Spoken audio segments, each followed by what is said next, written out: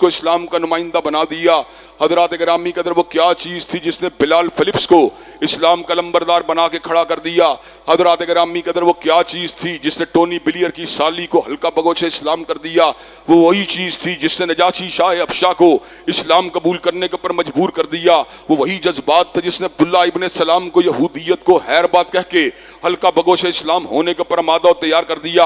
अगर यकीन नहीं आता इस्लाम की कुव्वत को देखना हो तो मैंने यहाँ पर एक नो मुस्लिम हिंदू को मुसलमान बनते हुए देखा इसी इजलास के अंदर जो 2 दिन पहले मरकज में हुआ। हजरात गिरामी के अंदर वो सिर्फ हिंदू से मुसलमान नहीं हुआ बल्कि उसके चेहरे पे दाढ़ी थी, वो आलिम दीन भी बन चुका था।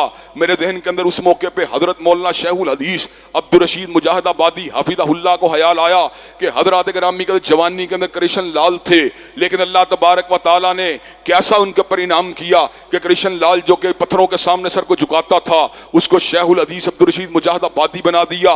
हजरात गिरामी के अंदर इस दौर का बहुत बड़े मुहद्दिस और आलिम जलील ज़ियाउर रहमान आज़मी जिनका ताल्लुक हिंदुस्तान